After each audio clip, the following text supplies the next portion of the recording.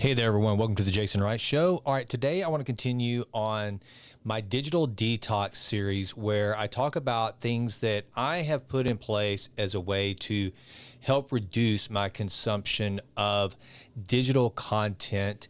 And one of the things that I think that is very important that we don't do is to try to just kind of quit cold turkey and leave a vacuum, to leave a chasm where the social media doom scrolling once resided.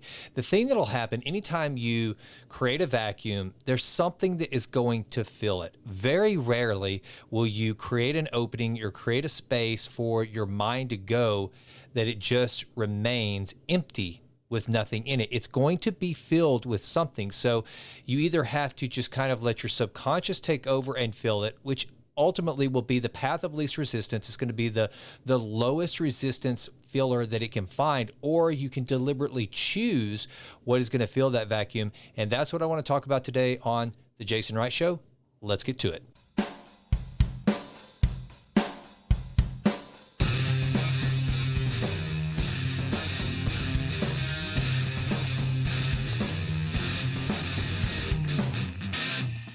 Okay, so trying to cure yourself of digital scrolling, it sounds like a great and lofty goal, and it really is. It's one of the things that I encourage anyone to do. It's something that I've taken upon myself to try to do.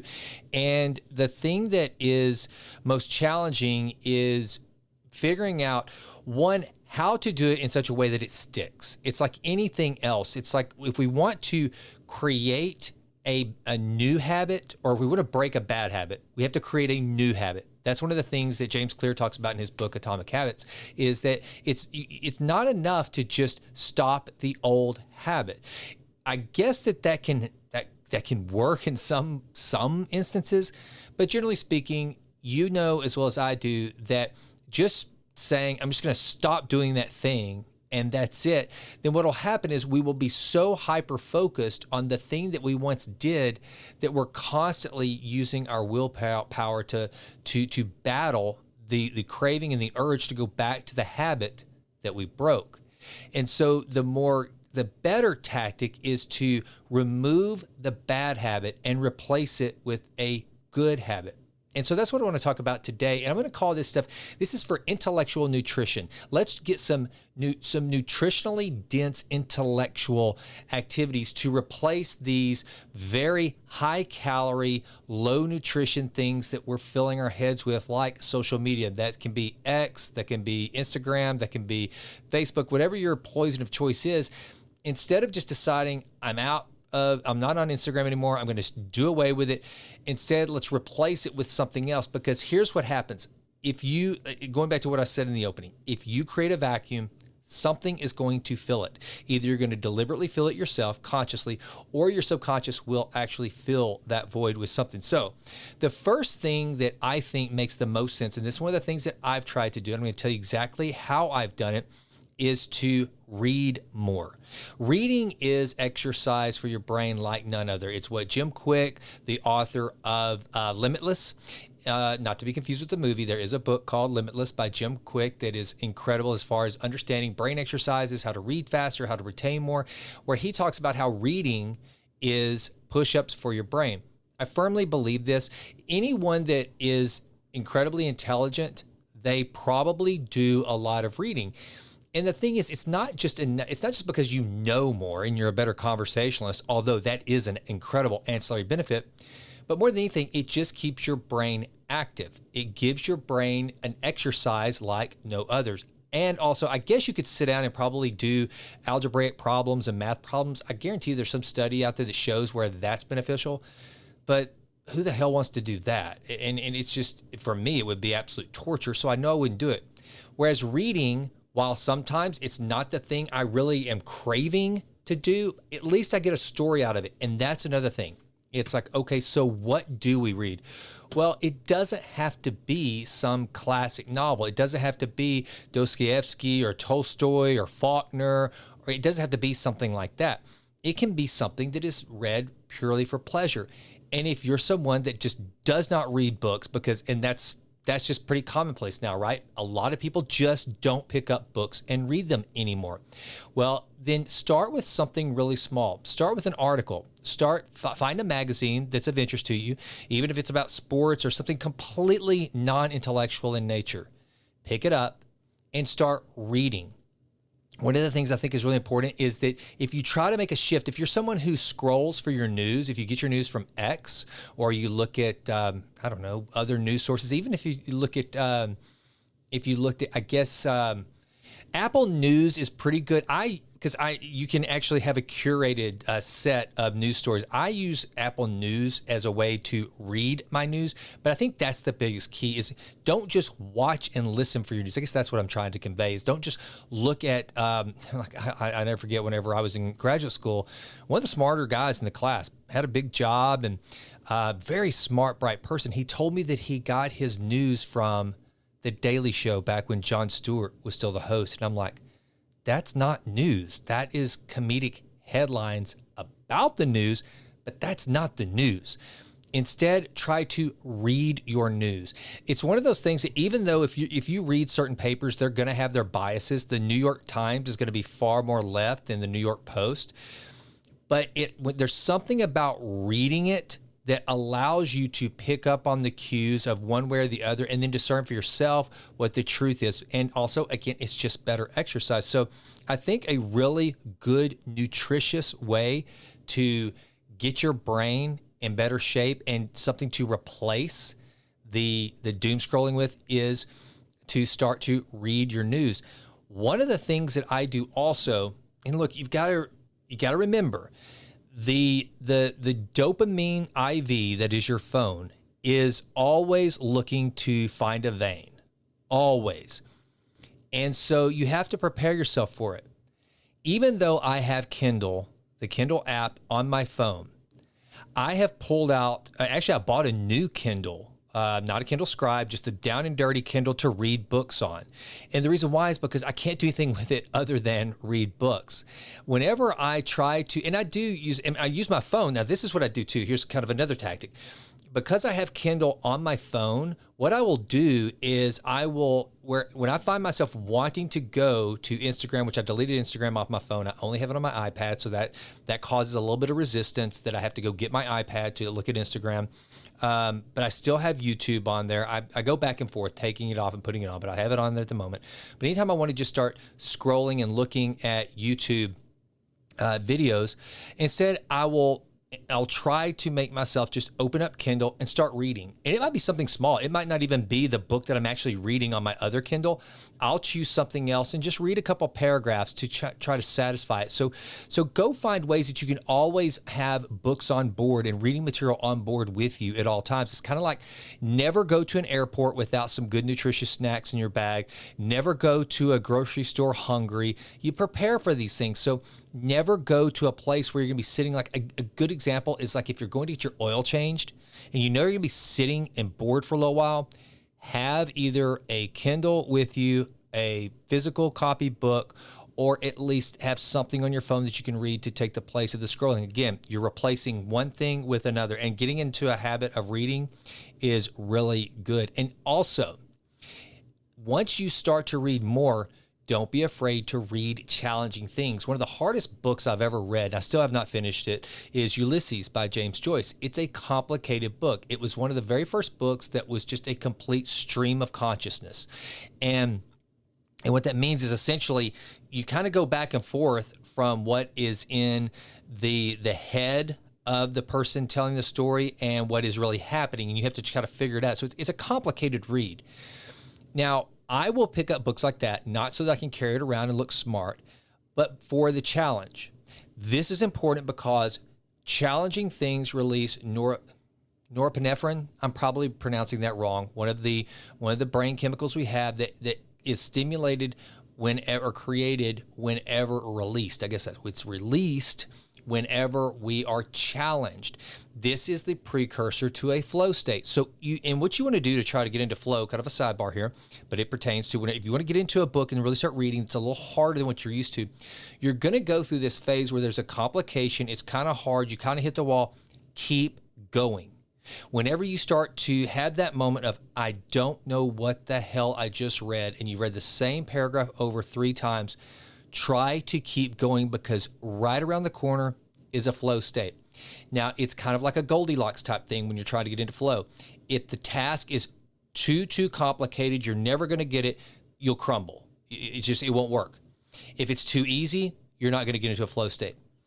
But if there's just enough resistance, just enough, it's just complicated where you can kind of hang on. And there are books like that. I know you probably experienced this too.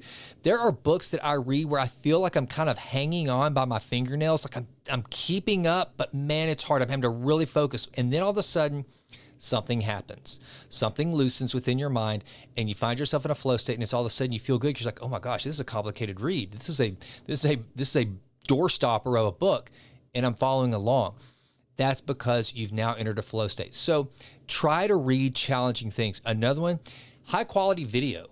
I will allow myself, this is how I make myself feel a little bit better on YouTube, is if I watch videos on health and wellness, where I feel like I'm actually learning something from a physician or some other person, an expert that I value their work and their opinion and their research, I'll watch a video on that, or a conversation. I watch it. Most podcasts now are on YouTube, so I'll watch a podcast with some of the people that I admire and respect.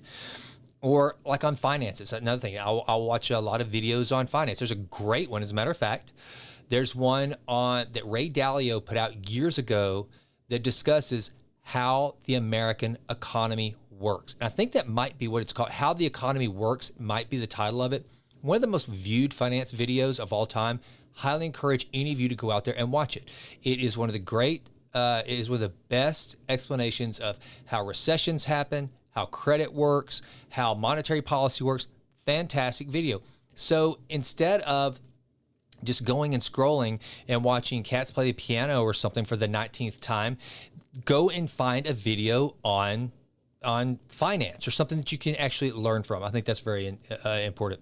Another one is physical training. Physical training is one of the biggest ones. If you can have some goals that you can put forth an effort into attaining them, this can be really big. If it's like playing the guitar, if it's here's one of the ways that I habit stack. If I have a goal, if I have a health goal, like I want to, increase my lean body mass or reduce my body fat percentage or something like that, if that's kind of my goal and my mission, then what I will do is I will start to watch videos that pertain to the goal that I'm trying to achieve. Or I will read books or articles that have to do with that. It's almost like if you immerse yourself in a subject that's related to one of the goals you're trying to achieve, it's really pretty magical. There's something that it's just like this silent motivator. I've noticed that a lot. Like if I'm really trying to dial in my health, which I try to do at all times, but I slip like everybody else. But if I'm really trying to be serious about it, if I'm like going through a long period of fasting or something like that, one of the best ways to keep me on track is to read about other people who have done it, to read the research that reinforces the thing I'm trying to do. So that's one of the things you can try to do. And just physical training. I mean, just getting out and moving your body and it's the same thing with reading. A body and a mind in motion stays in motion, and so you will actually be more energetic. I mean, it's one of those things like because I've noticed if I sit around all that, usually Sundays I try to keep it pretty low key. And a lot of times if I sit around and do nothing for a long period of time, I feel kind of just tired and lethargic, because that's what happens. Your body will just kind of shut down, and your brain will do the same thing. So kind of keep it in motion, doing some things that will give it energy, which is usually reading, activity, or something like that. Okay. Get involved with a group of friends you have something to discuss topics with. For me, this is one of the things that both this podcast does for me whenever I'm interviewing people or my business partners. I actually like seeing on my calendar that I have a meeting with my business partners of Authentic Health, because I know the conversation is going to be stimulating. It's going to be something productive that we're going to do. And again, it's filling the vacuum where if I didn't have anything going on at that time, then I might be tempted to just start scrolling aimlessly on Instagram or something like that. find people, and it doesn't have to, it could be a book club. It could be anything. It could be a finance meetup. It could be the fantasy sports thing. Not my thing, but I know a lot of people that's pretty popular. So I know that's what the cool kids are doing out there is they're getting into their fantasy sports leagues. Whatever the case may be, interacting with other human beings, doing something like that is better than just sitting by yourself as a way to cope with not having to sit alone with your thoughts, get doom scrolling, because that's ultimately that's what we're doing. When we get into the doom scroll, that's what we're doing is we're trying to get out of our head, because one of the most anxiety provoking things that any of us do is rumination and sitting by ourselves and just trying to be alone with our thoughts. It can really be anxiety provoking. So what we do is we find a really quick release, which is to go and start doom scrolling. It's one of the things that this podcast has been incredible for me for, because whenever I find myself, my calendar is completely wide open and it is totally okay. There's no call scheduled, no physical meeting scheduled. I really just have nothing to do for a window of time. I can come up here and I can sit down. First of all, I'll write out something that I want to say, like I did with this. I'm sitting here looking over at my script that I have written out. I've taken my thoughts, I've put them on the screen, I've written them out, and then I come and I record a podcast. And so that is something that I can do with this window of time that popped up where I didn't have a meeting, instead of just sitting and and doom scrolling. This is much more productive. What else did I want to tell you all about this? I guess that's basically it. Wow. That's where I think I can leave it is. So if you're somebody and if you're like me and you're wanting to reduce your digital consumption, the biggest takeaways from this is I want you to remember, you cannot just leave a vacuum. You have to fill it with something, and you have to be deliberate. The last podcast I did, which I'm going to release this one on Tuesday, following the active decision to overachieve. Our subconscious will kick in and tell us that the best thing to do is to not go harder than we should in any endeavor, because our brains are wired for security and survival. And pushing the envelope physically, mentally, and basically striving for excellence, you're going to have to physically, you're going to have to physically break the default. You're going to have to override the default. That's yesterday's podcast. It's very similar in this situation. We have to fill that vacuum cognitively. We have to use the discipline to actually replace the thing that we were doing with something else that's better use of our time, and it can actually increase our brain power. It's more intellectually nutritious. It's not empty calories for our brain. It actually makes you smarter, makes you perform better. And with that, I'm Jason, and I'm out. This episode of The Jason Wright Show is sponsored by Authentic Health. At Authentic Health, we believe real health starts at the cellular level. In today's world, stress, processed foods, environmental toxins, and poor sleep are working against your body every single day. If you want to take control of your health and build a stronger foundation, visit shopauthentichealth.com and use promo code JASON to get 10% off your first order. That's promo code JASON for 10% off at Authentic Health.